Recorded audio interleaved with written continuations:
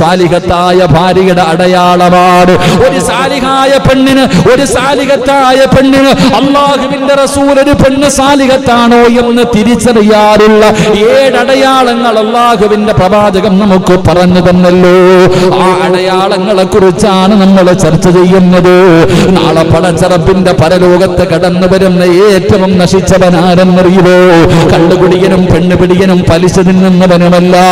റസൂലുള്ളാഹി തങ്ങൾ പറയുകയാ,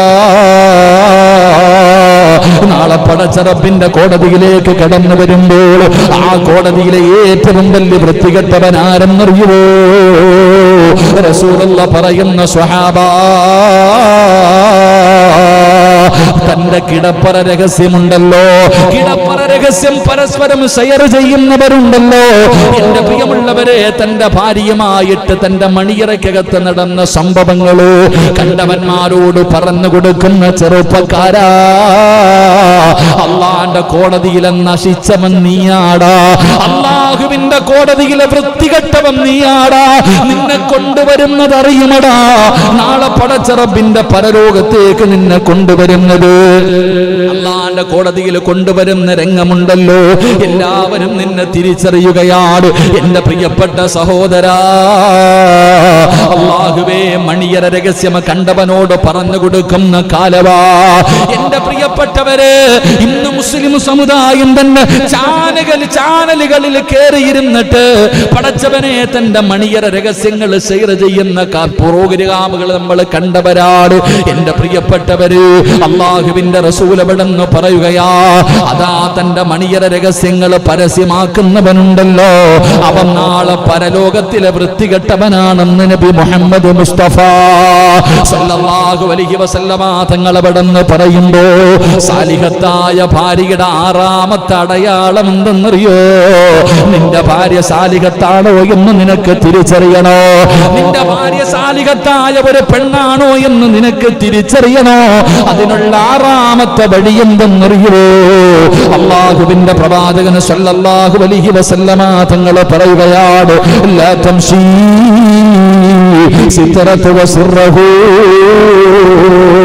ഭർത്താവിന്റെ രഹസ്യം അവൾ ആരോടും പറയാറില്ല.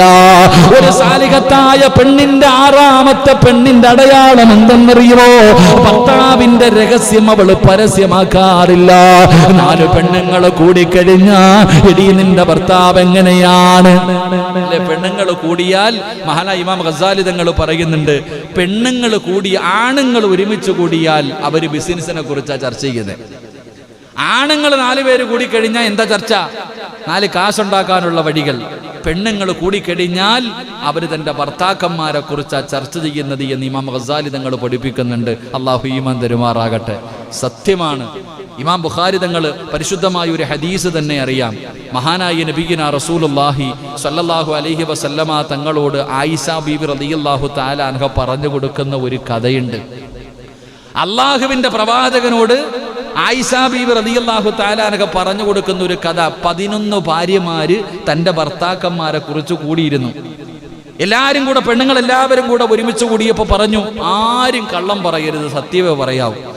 അവരവരുടെ ഭർത്താക്കന്മാരെ കുറിച്ച് സത്യമേ പറയാവൂ, കള്ളത്തരം പറയരുതെന്ന് പറഞ്ഞിട്ട് 11 പെണ്ണുങ്ങൾ ഒരുമിച്ചിരുന്നിട്ട് ഓരോന്നും അവരവരുടെ ഭർത്താക്കന്മാരുടെ പോരായ്മകൾ പറയാൻ തുടങ്ങി. ഈ കഥ ജാഹിലിയ കാലഘട്ടത്തിൽ ആയിഷ ബീബി കേട്ട കഥ മഹാനായ നബി മുഹമ്മദ് മുസ്തഫ സല്ലല്ലാഹു ഒരു ദിവസം മുത്തുനബിക്ക് പറഞ്ഞു കൊടുത്തു ഈ കഥകൾ മുഴുവനും. ഈ 11 പെണ്ണുങ്ങളും പറഞ്ഞ ആ സംഭവങ്ങൾ അവരുടെ ഭർത്താക്കന്മാരെ കുറിച്ച് പറഞ്ഞത് അവിടുന്ന് മുത്തുനബിക്ക് പറഞ്ഞു കൊടുത്തു. എന്തിനാ അപ്പൊ അങ്ങനെ പറയാൻ പാടില്ല എന്ന? എങ്കിൽ നമ്മൾ പഠിക്കേണ്ടത് ഈ 11 കാര്യവും പറഞ്ഞിട്ട് ആയിഷ ബീബിയോട് ചോദിച്ചു, ഞാൻ എങ്ങനെ ആയിഷ? അതാ അവിടെയാ ചോദ്യം.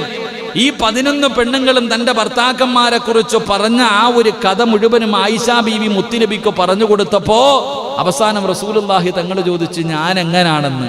അപ്പൊ പറഞ്ഞ മറുപടിയാ കേൾക്കേണ്ടത്. അള്ളാഹു ഈമാൻ തരുമാറാകട്ടെ. അള്ളാഹു നമുക്ക് ഈമാൻ നൽകുമാറാകട്ടെ.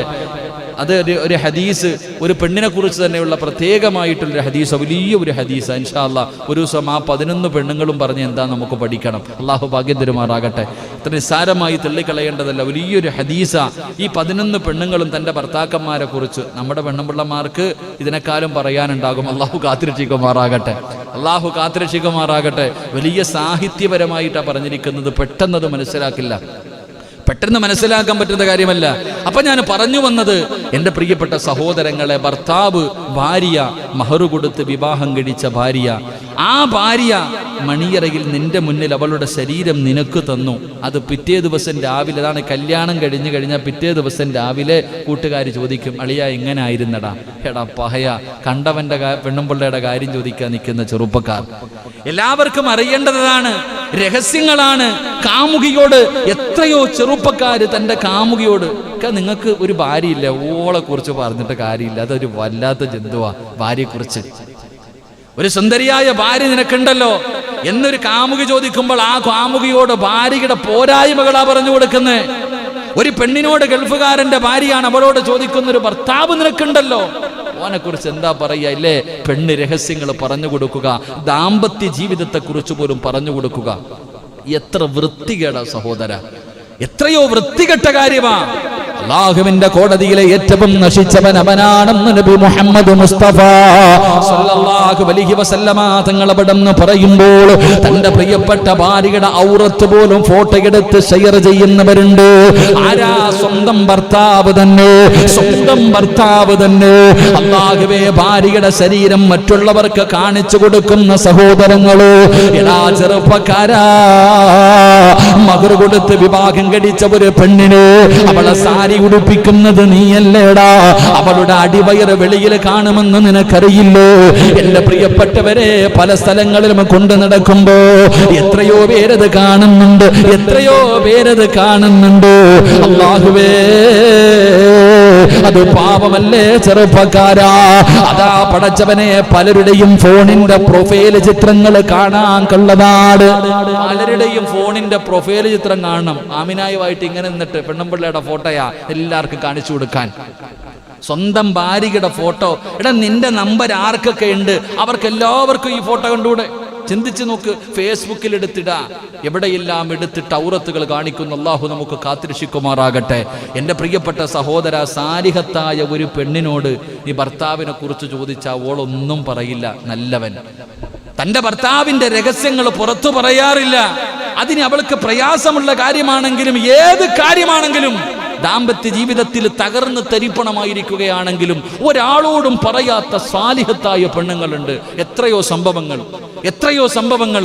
പല കുടുംബ ജീവിതങ്ങളും തകർന്നു നിൽക്കുമ്പോഴും അൽഹംദുലില്ലാഹ് ഈമാനുള്ള ദീനുള്ള പെണ്ണുങ്ങളുണ്ട്. അല്ലാഹുവേ, പടച്ചവനെ, ഭർത്താവ് മരണപ്പെട്ടു പോയിട്ട് ജീവിക്കുന്ന എത്രയോ പെണ്ണുങ്ങൾ, അല്ലാഹു അവർക്ക് ആഫിയത്തും ദീർഘായുസ്സും കൊടുക്കുമാറാകട്ടെ. അല്ലാഹു അവരുടെ ഈമാൻ അല്ലാഹു നിലനിർത്തി കൊടുക്കുമാറാകട്ടെ. ഭർത്താവ് മരണപ്പെട്ടു പോയ ഒരു പെണ്ണ് തൻ്റെ മക്കൾക്ക് വേണ്ടി ജീവിച്ചാൽ അല്ലാഹു കൊടുക്കുന്ന പ്രതിഫലം എന്തെന്നറിയോ? നാളെ ഒരു പെണ്ണ് സ്വർഗ്ഗത്തിൽ ഓടുമെന്ന മുത്തുനബിയെക്കാളും മുമ്പിൽ അള്ളാഹുവിന്റെ പ്രവാചകൻ സല്ലല്ലാഹു അലൈഹി വസല്ലം തങ്ങൾ പറയുന്ന ഒരു പെണ്ണ് സ്വർഗത്തിലേക്ക് ഓടാൻ ധൃതി കാണിക്കുമത്രേ. അള്ളാഹുവിന്റെ പ്രവാചകൻ സ്വർഗം തുറക്കാൻ നിൽക്കുമ്പോൾ ഒരു പെണ്ണ് ധൃതി കാണിക്കാവോ? ആദ്യം ഓടാൻ ആരെന്നറിയോ? എവിടേക്കാ നീ ഓടുന്നത്? നബിയേ, എന്റെ ഭർത്താവിനെ കാണാൻ. ഏത് ഭർത്താവ്? ചെറുപ്പകാലത്ത് തന്നെ ഭർത്താവ് മരണപ്പെട്ടു പോയി. വിവാഹം കഴിക്കാൻ ഒരു പ്രായമുണ്ടായിരുന്നു. പക്ഷേ മക്കൾക്ക് വേണ്ടി ജീവിച്ചു. ആ പെണ്ണിന് സ്വർഗമുണ്ടെന്ന് നബി മുഹമ്മദ് മുസ്തഫ സല്ലല്ലാഹു അലൈഹി വസല്ലം മക്കൾക്ക് വേണ്ടി എത്രയോ മാതാപിതാക്കൾ, നമ്മുടെ പള്ളിക്ക് തന്നെ പൈസ തന്ന ഒരു സഹോദരിക്ക് ഇപ്പോഴും ഓർമ്മയുണ്ട്. ഈ അടുത്ത് നമ്മുടെ പള്ളിക്ക് വേണ്ടി പൈസ തന്നു. ഉസ്താദേ, എൻ്റെ ഉമ്മയുടെ രോഗം മാറാൻ വേണ്ടി ദുആ ചെയ്യണം. എനിക്ക് 35 വയസ്സുണ്ട്. 7 വയസ്സുള്ളപ്പോൾ എൻ്റെ വാപ്പ മരണപ്പെട്ടതാ. എൻ്റെ ഉമ്മ എന്നെ പൊന്നുപോലെ നോക്കി. വേറെ വിവാഹം പോലും കഴിച്ചില്ല. ഇതുപോലെ എത്രയെത്രയോ ചരിത്രങ്ങൾ നമുക്ക് പറയാൻ കഴിയും. അതുകൊണ്ട് എൻ്റെ പ്രിയപ്പെട്ടവരോട് പറയുകയാണ്, എൻ്റെ പ്രിയപ്പെട്ട ഭർത്താക്കന്മാരോട് പറയുന്ന, ഒരിക്കലും നിന്റെ ഭാര്യയുടെ രഹസ്യങ്ങൾ നീ മറ്റുള്ളവരോട് പറഞ്ഞു കൊടുക്കരുത്. എങ്കിലും നാളെ പടച്ച റബ്ബിന്റെ പരലോകത്തിലെ ഏറ്റവും വൃത്തികെട്ടവൻ നീയാണ്. എൻ്റെ പെങ്ങന്മാരോട് പറയുകയാ, പല ചെറുപ്പക്കാരൻ നിന്നോട് ചാറ്റ് ചെയ്തുകൊണ്ട് ചോദിക്കും ഭർത്താവിനെ കുറിച്ച്. പറയല്ലേ മോളെ, പറഞ്ഞു കൊടുക്കല്ലേ മോളെ. അങ്ങനെ ആരെങ്കിലും നിന്നോട് ചോദിച്ചാൽ അവനെ നന്നാക്കുന്നവനാകണം നീയോ. അവനോട് ചോദിക്കണം, നിനക്ക് അല്ലാഹനെ കുറിച്ച് പേടിയില്ലേടാ? മരണത്തെ കുറിച്ച് പേടിയില്ലേടാ?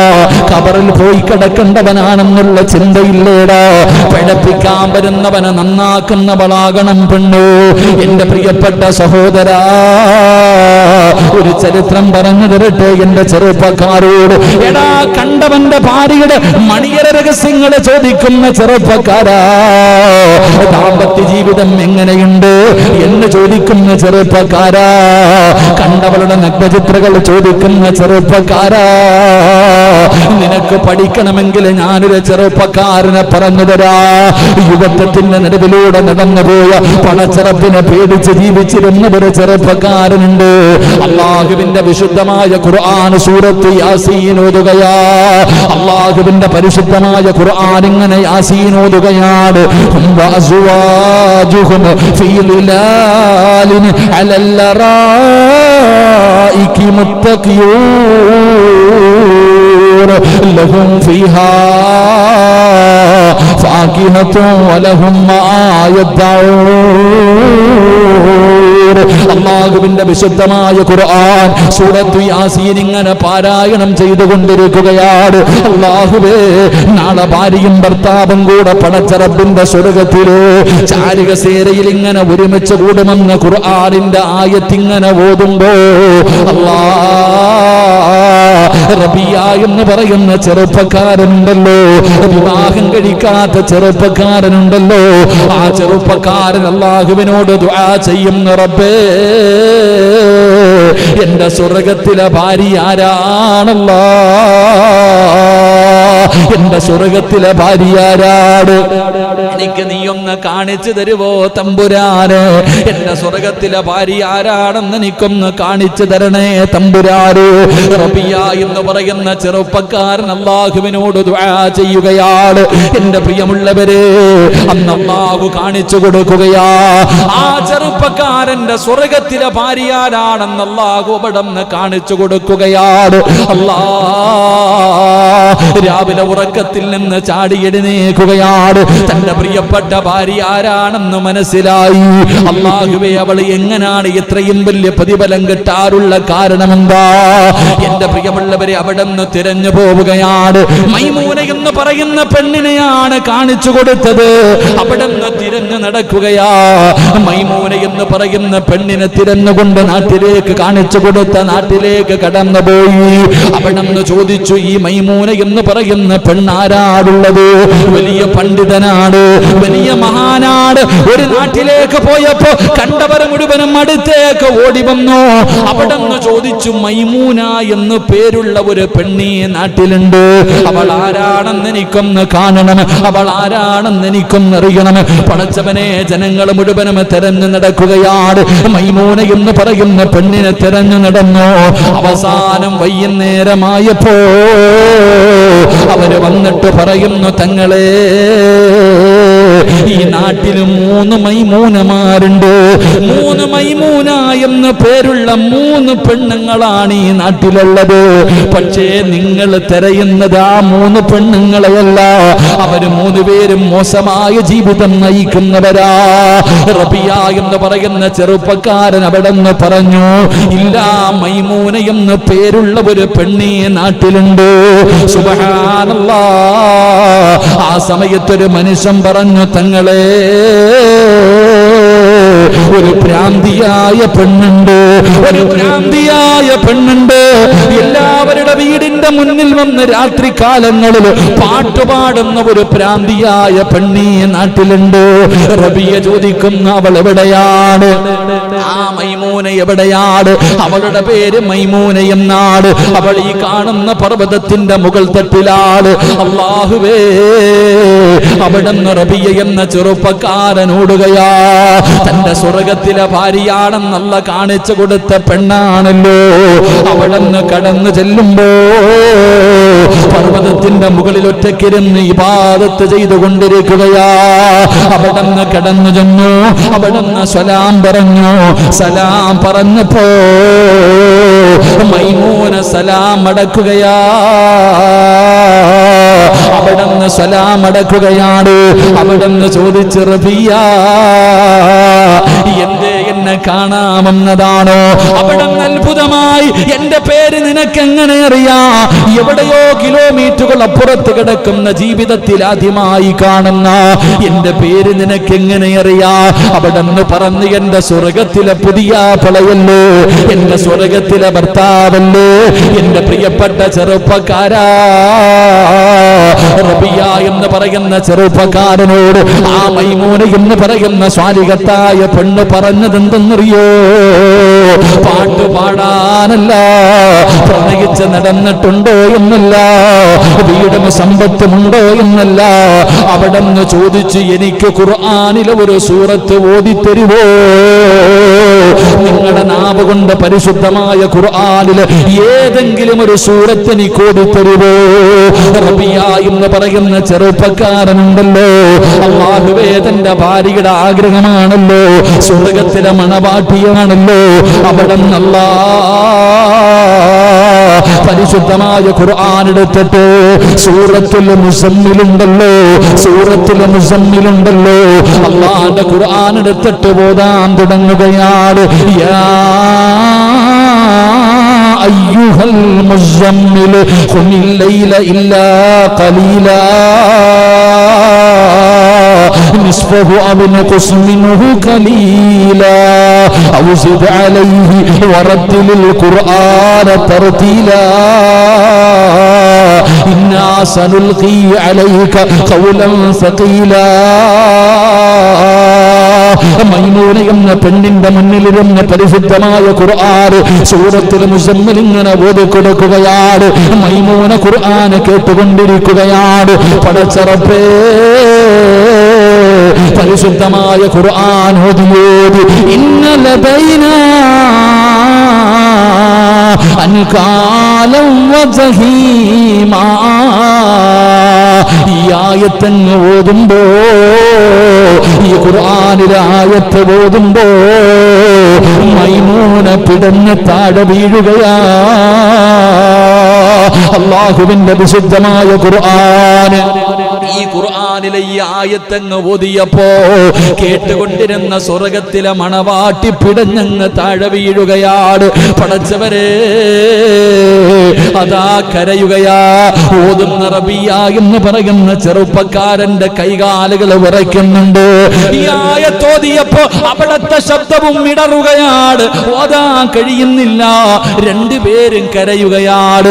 ആ സമയത്താണ് മൈമൂന എന്ന് പറയുന്ന പെണ്ണ് പറയുന്നു, റബിയ ആയത്തൊന്നുകൂടെ ഒന്നോതുവോ റബിയ?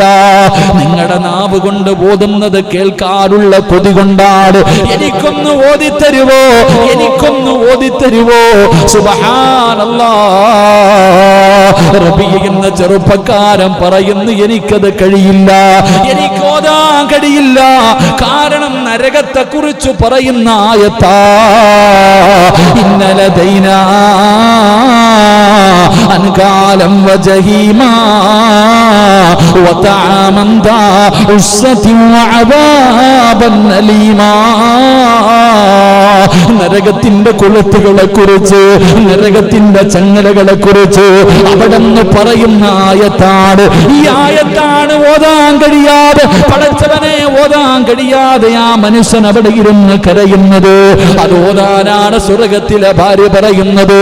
അവസാനം അവിടെ നിന്ന് പറഞ്ഞു, എന്റെ ആഗ്രഹമാണ്, എന്റെ മോഹമാണ്, ഒരു വട്ടമൊന്ന് ഓതിത്തരുവോ? അവസാനം റബിയ എന്ന മനുഷ്യനുണ്ടല്ലോ, അവിടെ നിന്ന് പരിശുദ്ധമായ ഖുർആനിൽ ഈ ആയത്തുണ്ടല്ലോ, ഇന്നലദൈനാ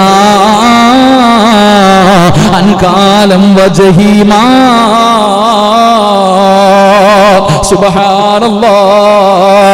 ഇത് കഥയല്ലടാ ചെറുപ്പക്കാരാ, ഇത് കഥയല്ലടോ.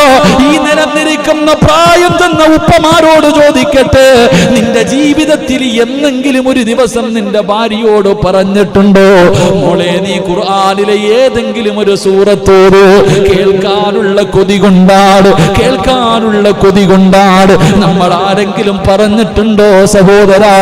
പടച്ചവരെ, റബിയ എന്ന് പറയുന്ന മനുഷ്യൻ അവിടെ നിന്ന് ഖുർആൻ ഓതുമ്പോ തന്റെ സ്വർഗത്തിലെ മണവാട്ടി കണ്ണിന്റെ മുന്നിൽ കിടന്ന് പിടഞ്ഞു മരണപ്പെടുകയാ. ആ ഒരറ്റായത്ത് കേട്ടപ്പോ അവിടുന്ന് പടച്ചവരെ നെഞ്ചുപൊട്ടിയിട്ടും മരിച്ചുപോയെന്ന് ചരിത്രം പറയുമ്പോ എന്റെ പ്രിയപ്പെട്ട ചെറുപ്പക്കാരാ, കണ്ടവന്റെ ഭാര്യയുടെ മണിയറ രഹസ്യം എന്തെന്ന് ചോദിക്കുന്ന മുസ്ലിമേ, വേണ്ട പൊന്നുമോരെ, അത് നല്ല ഗുണമല്ലടാ. നാളെ നാണം കെടുമടാ. ദുനിയാവില് നാണം കെട്ടില്ലെങ്കിലും കണ്ടവന്റെ ഭാര്യയോട് പാതിരാത്രി ചാറ്റ് ചെയ്ത് ആവശ്യമില്ലാത്തത് മുഴുവനും ചോദിച്ചറിഞ്ഞിട്ട് എന്ത് കേൾക്കാനാ പൊന്നുമോനെ, അതിനെന്ത് സുഖമാടാ പൊന്നുമോനെ. നാളെ നിന്റെ ചെവിക്കകത്തേക്ക് അല്ലാഹുവേ നരകത്തിന്റെ ശിക്ഷ നിനക്ക് താങ്ങാൻ കഴിയുമോ പൊന്നുമോനെ? അത് കേട്ടിട്ടെന്ത് സുഖമാടാ. നിനക്കത്ര നിർബന്ധമാണെങ്കിൽ പോയി പെണ്ണ് കെട്ടടാ. എന്റെ പ്രിയപ്പെട്ട ചെറുപ്പക്കാരോട്, എന്റെ പ്രിയപ്പെട്ട ഭർത്താക്കന്മാരോട് ഒരിക്കലും നിന്റെ ഭാര്യയുടെ രഹസ്യങ്ങൾ നീ പറയരുത്. നിന്റെ ഭാര്യ നിനക്ക് വിശ്വാസത്തോടെ ആരും കാണാതെ മണിയറയ്ക്കകത്ത് ബെഡ്റൂമിന്റെ അകത്തിരുന്ന് നിനക്ക് തന്നത് മുഴുവനും 4 പേര് കൂടുമ്പോ പരസ്യമായി പറഞ്ഞു കൊടുക്കുന്നവരെ അല്ല നിന്നെ നാണം കെടുത്തുപടാ. നീ നാളെ നിങ്ങനാടോ, നാളെ നീ നിസാരനാടോ. അല്ലാഹുവിന്റെ കോടതിയിൽ വൃത്തികെട്ടവനായ രീതിയിൽ അല്ലാഹു നിന്നെ കൊണ്ടുവരുമെന്ന് നബി മുഹമ്മദ് മുസ്തഫ സല്ലല്ലാഹു അലൈഹി വസല്ലമ തങ്ങൾ പറയുമ്പോ സാലിഹത്തായ പെണ്ണിന്റെ 6ാമത്തെ അടയാളം എന്തെന്നറിയോ?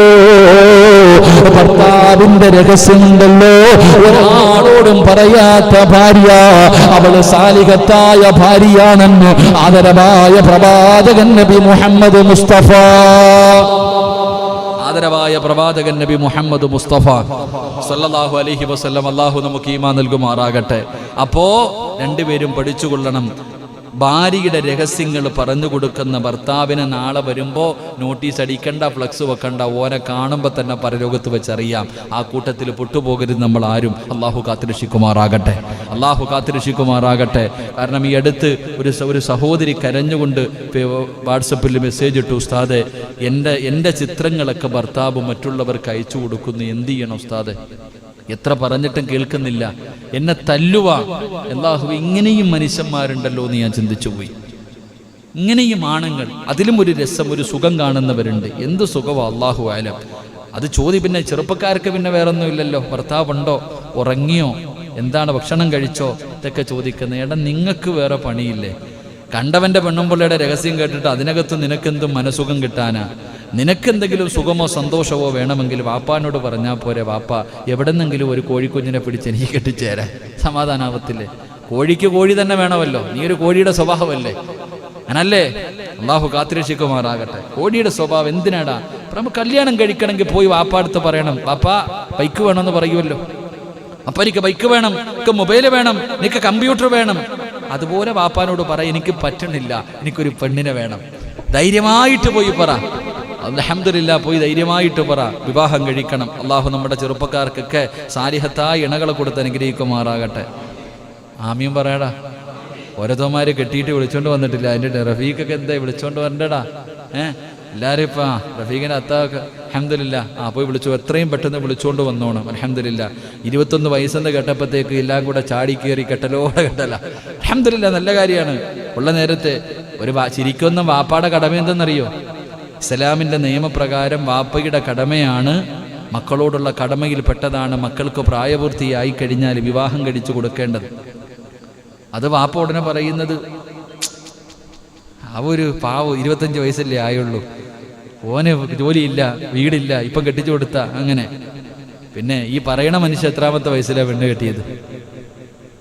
നമ്മളൊക്കെ ഇന്നത്തെ വാപ്പമാര് പറയുന്നൊരു അവ ഇങ്ങനെ ബസ് സ്റ്റോപ്പിലും വണ്ടിയുടെ പുറകിലും ട്യൂട്ടോറിയുടെ മുന്നിലൊക്കെ ഇങ്ങനെ നടക്കുന്നുണ്ട്. അപ്പം വാപ്പയ്ക്ക് മനസ്സിലാകണം, പഠിച്ചവന് മോന് കല്യാണപ്രായം. അപ്പൊ വാപ്പ പറയണത്, അവനൊന്നും ഇല്ല, കുട്ടിയാണ് കുട്ടിയാണ് കുട്ടിയാണ്. ഒരുത്തിയെ വീട്ടിൽ വിളിച്ചോണ്ട് വരുമ്പോൾ അറിയാം കുട്ടിയാണെന്ന്. നേരത്തെ കാലത്തെ കുട്ടികൾക്ക് വിവാഹം കഴിച്ചു കൊടുക്കണം സന്തോഷത്തോടെ. അള്ളാഹുവിൻ്റെ റസൂൽ സല്ലല്ലാഹു അലൈഹി വസല്ലമ തങ്ങൾ പറഞ്ഞു, നിങ്ങൾ വിവാഹം കഴിക്കുക. നിങ്ങളുടെ തെറ്റിദ്ധാരണയാ, നമ്മുടെ ജീവിതത്തിലെ അനുഭവങ്ങൾ വെച്ചുകൊണ്ട് മക്കളുടെ ജീവിതം വിലയിരുത്തരുത്. മഹാനായ പ്രവാചകൻ സല്ലല്ലാഹു അലൈഹി വസല്ലമ തങ്ങൾ പറഞ്ഞു, വിവാഹം കഴിച്ചാൽ അള്ളാഹു അവന് ഭക്ഷണം കൊടുക്കുമെന്ന് നബി മുഹമ്മദ് മുസ്തഫ. ഉറക്കപ്പറ. ചെറുപ്പക്കാർ പറയും, എൻ്റെ പൊന്നുസ്താദ് ഞങ്ങളുടെ അത്ത ഇവിടെ ഇല്ല, വെള്ളിയാഴ്ച ജുമായിക്ക് വരും, ഒന്ന് പറയണേന്ന്.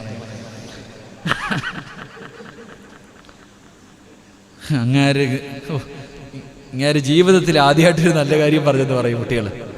നിങ്ങൾ മനസ്സിലാക്കേണ്ട ഒരു കാര്യം, ഞാൻ പറഞ്ഞ ഹദീസ, റസൂലുള്ളാഹി സ്വല്ലല്ലാഹി അലൈഹി വസല്ലമ തങ്ങൾ പറഞ്ഞു, നിങ്ങൾ എൻ്റെ മക്കളെ കെട്ടിക്കാത്ത? ജോലിയില്ലല്ലോ ഉസ്താദെ, വീടില്ലല്ലോ ഉസ്താദെ, കെട്ടിയായി ചെലവിന് കൊടുക്കണ്ടേ ഉസ്താദെ? അല്ല പറഞ്ഞല്ലേപ്പാ, അല്ല പറഞ്ഞതല്ലേ. ആദം നബി അലൈഹിസ്സലാമിന്റെ ചരിത്രം എടുത്ത് നോക്കിയേ. ആദം നബിക്ക് അല്ല ഇതെല്ലാം ഉണ്ടായിട്ട് കെട്ടുന്നവന്റെ അവസ്ഥയിലേക്ക് ഞാൻ പറഞ്ഞുതരാം. ആദം നബി അലൈഹിസ്സലാം സ്വർഗത്തിൽ ഇങ്ങനെ തിന്നും കുടിച്ചും സുഖിച്ചും ആസ്വദിച്ച് ഇങ്ങനെ നടക്ക. എന്റെ ആദം ഇങ്ങനെ കറങ്ങി നടക്കണ ഒരു സുഖമില്ലല്ലോ, നിന്റെ മുഖത്തൊരു സന്തോഷം ഇല്ലല്ലോ, എന്തോ അല്ല ഒരു രസമില്ലെന്ന് ആദം നബി പറഞ്ഞ മറുപടിയല്ലേ. സ്വർഗത്തിൽ കൂടെ ഈ ചങ്ങാതി പാട്ടും പാടി നടന്നപ്പോ അല്ല ചോദിച്ച്, ഈ സ്വർഗത്തിൽ നടന്നിട്ട് പോലും നിനക്കെന്ത് സുഖമില്ലേ? എന്തോ ഒരു കുറവല്ല, ഒറ്റയ്ക്ക് നടന്നിട്ട് ബോറടിക്കണം. അപ്പൊ അല്ലാ ഹവ്വാ റളിയല്ലാഹു തആല അൻഹുവിനെ കൊടുത്തപ്പോഴാ ആദം നബിക്ക് പോലും സമാധാനം കിട്ടിയത്. ആദം നബിക്ക് സന്തോഷം വന്നപ്പോഴാ, കൂടെ ഒരാളുണ്ടായപ്പോഴാ. അതും സ്വർഗത്തിൽ വെച്ച്. ഇവിടെ നടക്കണവന്റെ അവസ്ഥ വേറെ, സ്വർഗത്തിൽ വെച്ചിട്ട് ആദം നബി ഇത് പറഞ്ഞത്. അപ്പൊ നിങ്ങൾ ചിന്തിക്ക് എൻ്റെ സഹോദര, വിവാഹം കഴിച്ചാൽ അൽഹംദുലില്ലാ, കുട്ടികൾ വിവാഹം കഴിക്കാൻ പറഞ്ഞത് വെറുതെ ഇല്ല. വിവാഹം കഴിക്കുന്നതിലൂടെ ഒരുപാട് നേട്ടങ്ങളുണ്ട്. രണ്ട് എളുപ്പമുള്ള നേട്ടം, മറ്റുള്ള കാര്യങ്ങളൊക്കെ പോകട്ടെ, വാപ്പാമാരുടെ സമാധാനത്തിന് റസൂലുള്ളാഹി തങ്ങൾ പറഞ്ഞു, വിവാഹം കഴിച്ചാൽ അള്ളാഹു അവർക്ക് ഭക്ഷണം കൊടുക്കുമെന്ന് നബി മുഹമ്മദ് മുസ്തഫ. രണ്ട്, വിവാഹം കഴിച്ചാൽ തസവ്വജുൻ നിസാഅ ഫഇന്നഹുന്ന യഅതീന ബിൽ മാൽ, അള്ളാഹു അവർക്ക് സമ്പത്ത് കൊടുക്കുമെന്ന് നബി മുഹമ്മദ് മുസ്തഫ. നബി മുഹമ്മദ് മുസ്തഫ. അപ്പൊ ആ ഹദീസ് നല്ലതുപോലെ ഓർത്തു വെച്ചോണം. അള്ളാഹു പെണ്ണ് കെട്ടിയ സമ്പത്ത് കൊടുക്കുമെന്ന് പറഞ്ഞാൽ സ്ത്രീധനം വാങ്ങിക്കിട്ടാന്നല്ല. അങ്ങനെ ചിന്തിച്ചാളേ, അപ്പൊ കുഴപ്പമൊന്നും ഇല്ലാണ്ടാ ഉസ്താദ് പറഞ്ഞോ, കല്യാണം കഴിച്ച സമ്പത്ത് കിട്ടും എന്ന് പറഞ്ഞാൽ ഏറ്റവും ചില ചെറുപ്പക്കാർ ഭയങ്കര ബിരുദന്മാരാ. ഒന്നും വേണ്ട. പക്ഷെ നോക്കിയേ കെട്ടുന്ന, പോയിട്ട് നോക്കുമ്പോൾ 2 നില വീടുണ്ട്, കാറുണ്ട്, ഒറ്റ മോളേ ഉള്ളൂ. അപ്പൊ വീട് എനിക്ക് അൽഹംദുലില്ലാ ഒന്നും വേണ്ട. ഓൻ പോയിട്ട് പറഞ്ഞ എനിക്കൊന്നും വേണ്ട, കാരണം ഉണ്ടല്ലോ, വേറെ അവകാശികളില്ല, ഒറ്റ മോളല്ലേ ഉള്ളൂ, അൽഹംദുലില്ലാ. അങ്ങനെ ചിന്തിക്കുന്ന, മേലനങ്ങാതെ ജീവിക്കാനുള്ള വഴികൾ അങ്ങനല്ലടാട്ടാ. പെണ്ണിന്റെ സമ്പത്ത് ഒരിക്കലും നീ ആഗ്രഹിക്കരുത്. ആരെങ്കിലും പെണ്ണിന്റെ സമ്പത്ത് കണ്ടിട്ട് വിവാഹം കഴിച്ച ഉള്ളതും പോയി നീ എത്തിക്കാനില്ലാവും, പിച്ചക്കാരനായി പോകും. അല്ലാഹു കാത്തിരക്ഷിക്കുമാറാകട്ടെ. പണ്ട് വേണ്ട, പെണ്ണിന്റെ സമ്പാദ്യം കെട്ടിട്ട് അൽഹംദുലില്ലാ, അള്ളാഹു നമുക്കൊക്കെ ഈമാൻ നൽകുമാറാകട്ടെ. വേടിച്ച് കെട്ടിയവരൊക്കെ എങ്ങനെ ഉണ്ടുപ്പാ? ചങ്ങനം തെങ്ങിന്റെ മുകളിൽ തന്നെയല്ലേ എപ്പോഴും. ഒരുപാട് മാതാപിതാക്കളൊക്കെ പറയുന്ന കേട്ട് സ്ത്രീധനമൊക്കെ വാങ്ങി കെട്ടിയവരൊക്കെ കിടന്നിട്ട് ഓളിങ്ങനെ പറയാ, നിങ്ങളുടെ വീട് എവിടുന്നാ? എൻ്റെ അത്ത തന്നത് ഇതാ. സഹിക്കാൻ പറ്റാത്ത വാക്കാപ്പ അതൊക്കെ. നിങ്ങൾ ചിന്തിക്കണം, നമ്മുടെ ഭാര്യമാർ ഈ പണം കെട്ടിയവന്റെ അവസ്ഥ എന്ന് പറഞ്ഞാൽ, നിങ്ങളുടെ പെങ്ങളെ കെട്ടിച്ചത് ഏത് പണം എടുത്തിട്ടാ? എന്റത് വിറ്റിട്ട്. ഭാര്യമാര് പറയുന്നതാ, കൂടപ്പറപ്പിന് ജോലിക്ക് വിട്ടതാരാ? എൻ്റെ വീട്ടുകാര്. അപ്പൊ ഇതൊക്കെ കേൾക്കണ്ട വല്ല കാര്യമുണ്ടോ? ഉള്ളത് അങ്ങോട്ട് കൊണ്ട് കൊടുക്ക. അൽഹംദുലില്ലാ. ഈ ഒരു ചെറുപ്പക്കാരൻ വിളിച്ചിട്ട് ചോദിച്ചു, ഉസ്താദെ പലിശക്കെടുത്തിട്ട് മഹർ കൊടുക്കാവോ എന്ന്. ഞാൻ ചോദിച്ചു, നിന്റെ അടുത്ത് മഹർ പലിശക്കെടുത്തിട്ട് മഹർ കൊടുക്കാവോ? ഓനെ കൈ കിട്ടിയില്ല, ഫോണിലായിപ്പോയി. കാരണം സത്യം പുട്ടില്ല, അറിയില്ലെന്നേ. ഞാൻ പറഞ്ഞിട ഉള്ളത് കൊടുക്ക്, മഹർ കൊടുക്കണമെന്ന് നിർബന്ധമൊന്നുമില്ല. നിർബന്ധമുണ്ടോപ്പാ? ആദം നബി ഹവ്വാ ബീവിക്ക് മഹർ കൊടുത്തിട്ട് വിവാഹം കഴിച്ചു. എന്താ മഹർ? എടാ, മഹർ എന്ന് പറയുന്നത് നിന്റെ കയ്യിൽ ഉള്ളത്, അത് 10 രൂപയെങ്കിൽ 10 രൂപ. നിന്റെ ഭാര്യയോട് പറയണേ, എനിക്ക് തരാ ഒന്നുമില്ല മോളെ, പൊന്നുപോലെ നോക്കിക്കൊള്ളാം മരിക്കണ കാലം വരെ. അവള് തൃപ്തിപ്പെട്ട് കഴിഞ്ഞാൽ അത് മതി. പിന്നെ ഈ മഹർ എന്ന് പറയുന്നത് 4 പേര് കേൾക്കുമ്പോൾ 5 പവൻ ഇല്ലെങ്കിൽ അണക്കേടല്ലേ അപ്പ, അല്ലേ? 4 പേര് കാണണം. നമ്മുടെ നാട്ടിലൊക്കെ പിന്നെ വടക്കോട്ടൊക്കെ മഹർ കാണിക്കും, നമ്മുടെ നാട്ടിൽ പിന്നെ അതും ഇല്ല. അൽഹംദുലില്ലാ. പെണ്ണിന്റെ വീട്ടിൽ നിന്ന് തന്നെ പൈസ വാങ്ങി കെട്ടുതാലി മേടിക്കും, ഓളുടെ കഴുത്തി കൊണ്ടിടും. ഇതാ മഹർ. അതിനാണോടാ മഹർ എന്ന് പറയണേ? വല്ല അവളുടെ വാപ്പ കഷ്ടപ്പെട്ടത് നീ മേടിക്കും. അച്ചാരം ഇല്ലേ എന്നെ, എന്താ പറയാ, പ്രസിഡന്റ് ചിരിച്ചുകൊണ്ടിരിക്കുന്ന അച്ചാരം എന്നല്ലേ പറയണേ? അല്ലെ, അച്ചാരത്തിനല്ലേ വാങ്ങുന്നത്? അച്ചാരത്തിന് ഇങ്ങോട്ട് വാങ്ങുക, അൽഹംദുലില്ലാ, എല്ലാം റെഡിയാക്കുക, വീട് റെഡിയാക്കുക, റൂം റെഡിയാക്കുക, എല്ലാം. വണ്ടി പോകുന്നത് വരെ അവിടെ നിന്ന് മേടിച്ച പൈസയില്ലേ? ബസ് മേടിക്കാൻ പൈസ, അച്ചാരം മേടിക്കുക. എന്തിന്? അച്ചാരമൊക്കെ നേരത്തെ മേടിക്കുക, കാരണം വീട് പണിയണ്ടേ, കല്യാണത്തിന്റെ ചെലവുകളൊക്കെ ഇല്ലേ. വണ്ടി വിളിക്കുന്ന പൈസ തന്നെ ഇതിന്. പെണ്ണിന് മാല മേടിച്ചിരിക്കുന്നതോ അതോ അത്. പിന്നെ നീ എന്തിനാ കെട്ടണേ? നിനക്ക് ദിക്ർ പറഞ്ഞിട്ട് നടന്നാ പോരെ. ഇവനാണ് കൊണ്ടിങ്ങോട്ട് വന്നിട്ട് പിറ്റേ ദിവസം രാവിലെ പറയാ, കല്യാണ വണ്ടിയുടെ പൈസ കൊടുത്തിട്ടില്ല മോളെ, ഒരു മോതിരം തരാൻ. അലച്ചു നോക്കുമ്പോ അല്ലാഹു അലം, അല്ലാഹു അലം. അല്ലാഹു കാത്തുരക്ഷിക്കുമാറാകട്ടെ. അല്ലാഹു നമ്മുടെ മക്കൾക്കൊക്കെ നല്ല ബുദ്ധി കൊടുത്ത് അനുഗ്രഹിക്കുമാറാകട്ടെ. എല്ലാത്തിനെയും അടുത്ത ക്ലാസ് മുതലൊക്കെ ഈ ചെറുപ്പക്കാരുടെ ഉത്തരവാദിത്തമാണ് ഇവിടത്തുള്ള ക്ലാബുകളൊക്കെ വിളിച്ചുകൊണ്ട് വരണം കേട്ടോ. നിങ്ങളൊക്കെ എല്ലാവരും ക്ലാസ്സിന് വരുമ്പോൾ ഓരോ ചെറുപ്പക്കാരെ കൊണ്ടുവരണം. അകത്തോട്ട് കയറ്റി തന്നാൽ മതി, ബാക്കി ഞാൻ നോക്കിക്കോളാം. ഇങ്ങോട്ട് ഞാൻ കയറ്റിയാൽ മതി. ഇൻഷാ അല്ലാഹ് എല്ലാത്തിനെയും ഞാൻ റെഡിയാക്കി എടുത്തോളാം. അൽഹംദുലില്ലാഹ്. എല്ലാവരും അവരവരുടെ മക്കൾ, നിങ്ങൾ വിചാരിക്കും എൻ്റെ മോനോ നല്ലവനാ ഉസ്താദെ, ഒരിക്കലും കരുതരുത്. ഇത് നമ്മളെ ചിന്തിക്കേണ്ടത്, കള്ളു കുടിച്ചാൽ അറിയാൻ പറ്റും, ബീഡി വലിച്ചാൽ അറിയാൻ പറ്റും, കഞ്ചാവ് അടിച്ചു കഴിഞ്ഞാൽ ഒന്നും അറിയാൻ പറ്റത്തില്ല, കറങ്ങി നടക്കാം. അതടിച്ചാൽ അറിയാൻ പറ്റുന്നില്ല. കാരണം നമുക്കറിയുന്ന ഒരു പയ്യൻ 8ാം ക്ലാസ്സിലോ 9ാം ക്ലാസ്സിലോ സ്കൂളിൽ പഠിക്കുക, വന്നപ്പോൾ ഇങ്ങനെ ആടി കയറി വരുന്നു. എന്താ സംഭവം എന്നറിയില്ല, ക്ലാസ്സിൽ കയറിയില്ല. അള്ളാഹു പഠിച്ചോനെ, എനിക്ക് തന്നെ ഓനെ കണ്ടപ്പോൾ ഞാൻ പറഞ്ഞു നീ പോയി ഒന്ന് കുളിക്കാൻ. എന്തോ മണപ്പിച്ചത്, അത്രേ ഉള്ളൂ. എന്തോ സാധനങ്ങൾ. ഇതാണ് ഇന്നത്തെ അവസ്ഥ. കുട്ടികളൊക്കെ വലിയ തലയാണ്. മരൊക്കെ ഇപ്പം ഫെബിക്കോളൊക്കെയാ മണപ്പിക്കുന്നത്. പെട്രോൾ ഒഴിക്കുക, മണപ്പിക്കുക, പിന്നെ പാരസിറ്റാമോള് കലക്കി അടിക്കുക. ഇങ്ങനെയൊക്കെയാണ് പരിപാടി. അള്ളാഹു എല്ലാത്തിനും അടിച്ചടിച്ച് എവിടെ ആകുമോ അള്ളാഹു കാത്തുരക്ഷിക്കുമാറാകട്ടെ. അതുകൊണ്ട് ഇൻഷാ അല്ലാഹ് എത്രയും പെട്ടെന്ന് ഈ നാട്ടിലെ ചെറുപ്പക്കാരെയൊക്കെ ഒന്ന് പള്ളിയിൽ കയറ്റി നമുക്കൊന്ന് ഉപദേശിക്കണം. അള്ളാഹു നമുക്ക് ഈമാൻ നൽകുമാറാകട്ടെ. അപ്പം ഞാൻ പറഞ്ഞു വന്നത്, നാളെ പടച്ച റബ്ബിൻ്റെ പരലോകത്തിലെ 5ാമത്തെ നശിച്ചവൻ തൻ്റെ ഭാര്യയുടെ രഹസ്യങ്ങൾ മറ്റുള്ളവരോട് പറഞ്ഞു കൊടുക്കുന്നവനാ. അള്ളാഹു കാത്തുരക്ഷിക്കുമാറാകട്ടെ. അള്ളാഹു അങ്ങനെ എന്തെങ്കിലും നമ്മുടെ ജീവിതത്തിൽ വന്നു പോയിട്ടുണ്ടെങ്കിൽ കരുണക്കടലായ പടച്ച റബ്ബ് നമുക്ക് പുറത്തേരുമാറാകട്ടെ. ഭാര്യയോട് പോയി പൊരുത്തം ചോദിച്ചേക്കണം. അള്ളാഹു പുറത്തേരുമാറാകട്ടെ.